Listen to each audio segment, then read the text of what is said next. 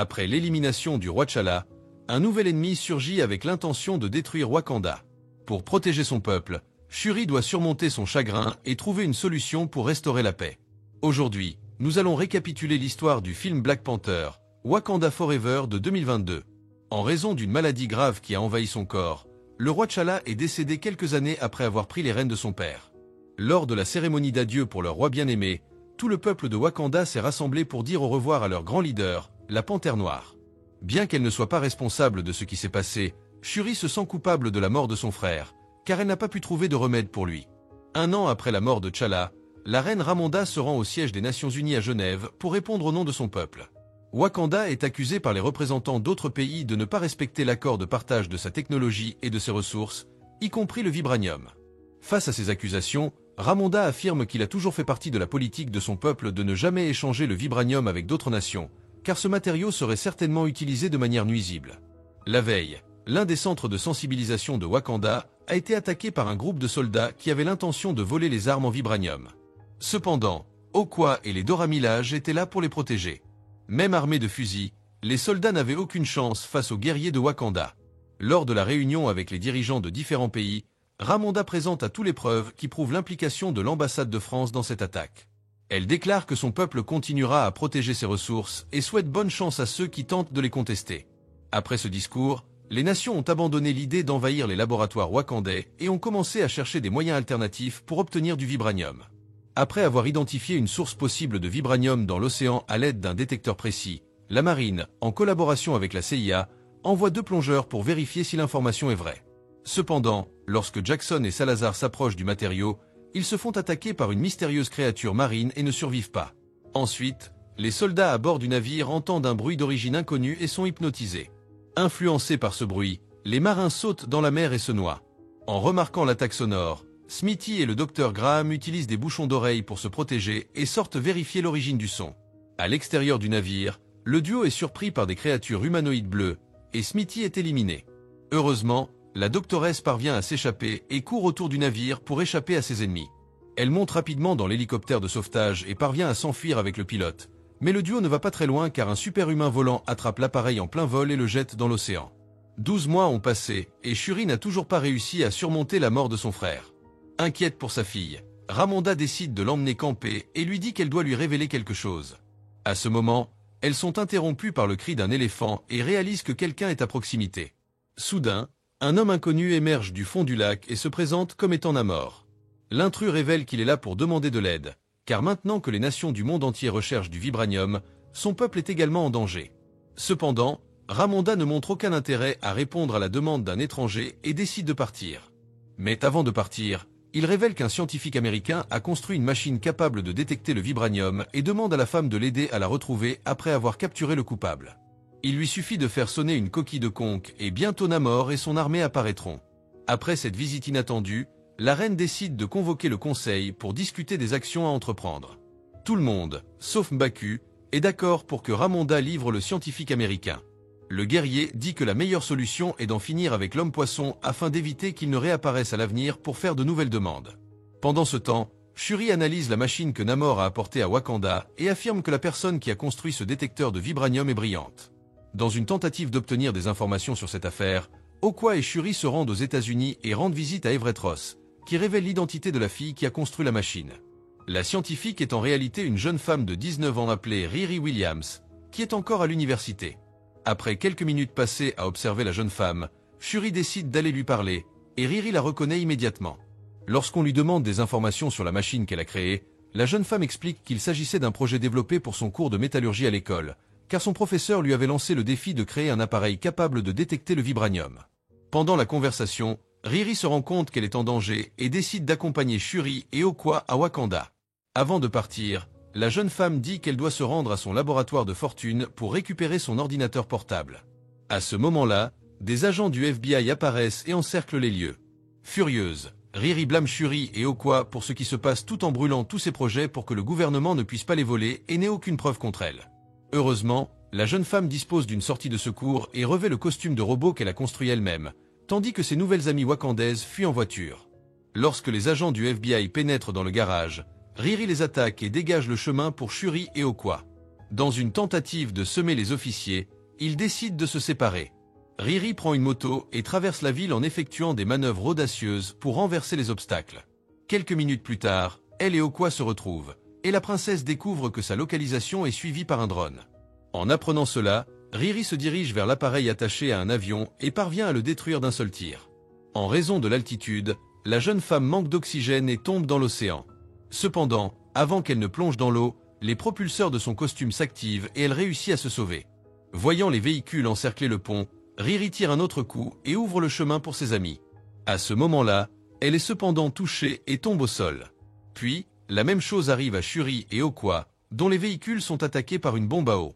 Après être sortie de la voiture renversée, Okwa va vérifier Shuri qui est inconsciente. Heureusement, la jeune femme a réussi à amortir sa chute et ses signes vitaux sont stables. Soudain, des soldats toucans apparaissent sur le pont, et Okwa se jette sur eux avec sa lance. Bien qu'elle ait affaire à des guerriers entraînés, la femme parvient à les vaincre et empêche les hommes-poissons de s'approcher de Riri. Cependant, en affrontant Atuma, les Dora Milaje réalisent qu'elle est en difficulté, car elle ne peut pas le battre seule. Soudain, l'un des soldats lance une bombe à eau sur la femme, et elle se retrouve jetée dans l'océan. À ce moment-là, Atuma se dirige vers Riri, mais Shuri parvient à l'arrêter pour éviter qu'il ne blesse la jeune fille. Après s'être présentée, elle exige que le guerrier la conduise à rencontrer Namor, et ils plongent tous les deux dans l'océan avec les hommes-poissons. Okwa, désespéré de ne pas savoir quoi faire pour retrouver la princesse, décide de retourner à Wakanda et révèle que Shuri a été enlevée par l'armée de Namor. En entendant la déclaration d'Okwa devant tout le conseil, Ramonda décide de la destituer de son poste de général des armées de Wakanda et de son statut de Dora Milaje. Les conseillers de la reine ne sont pas d'accord avec cette décision, car ces dernières années, Okwa a fait de nombreux sacrifices pour le bien du royaume. Cependant, Ramonda est incapable de lui pardonner d'avoir mis la vie de sa fille en danger, étant donné qu'elle est le seul membre restant de sa famille. Après la réunion, Ramonda se rend au laboratoire pour parler à Griot, l'intelligence artificielle qui accompagnait sa fille lorsqu'elle a été capturée, et demande son aide pour la localiser.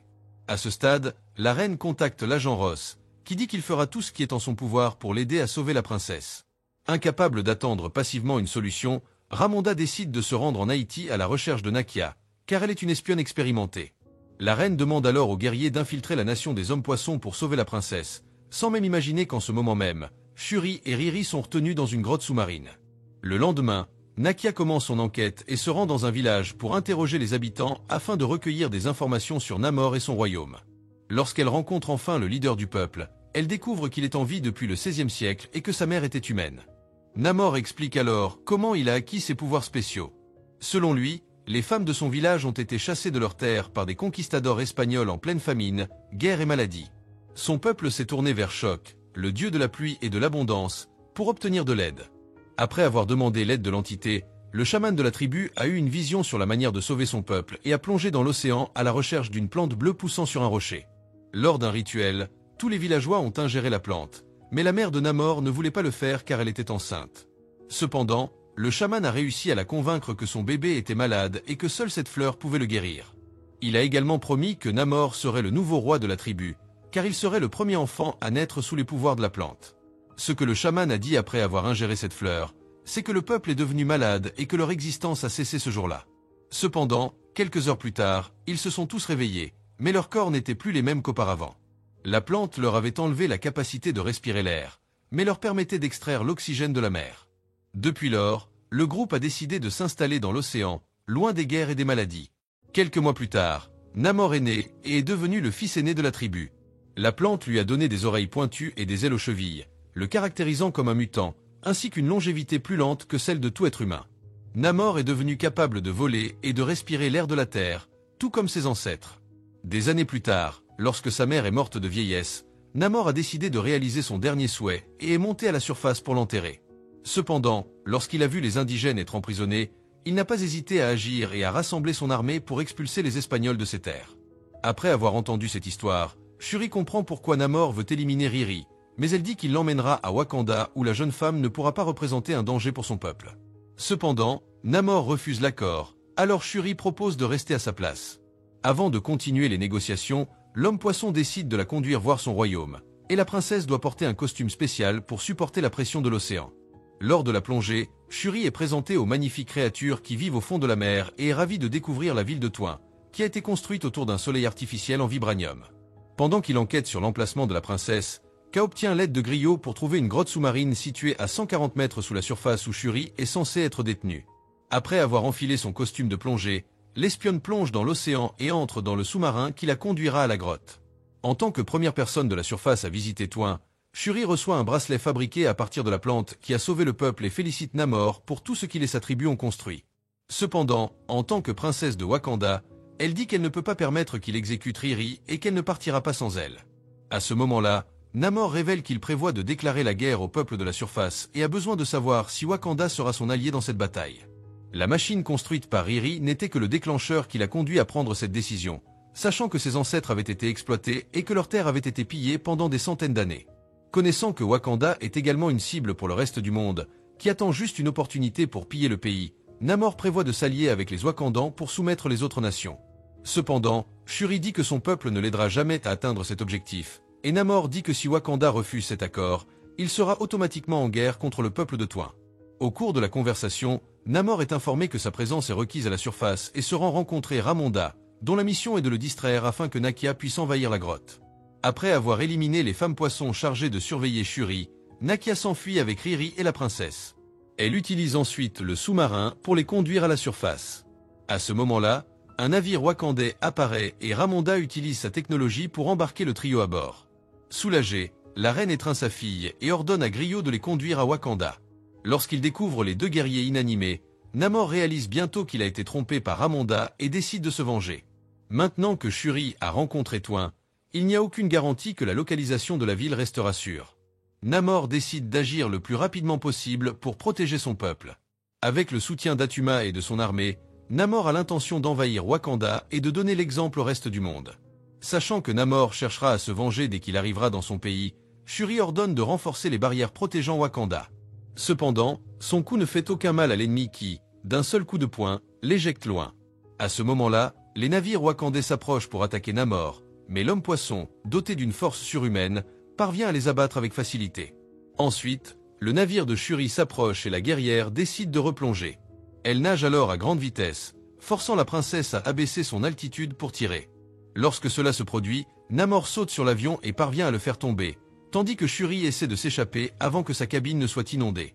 L'homme-poisson se lance à la poursuite de Riri, mais échoue à briser le verre avec sa lance. Alors il lance des bombes à eau pour détruire le verre du laboratoire, et Ramonda est frappé par l'impact de l'explosion.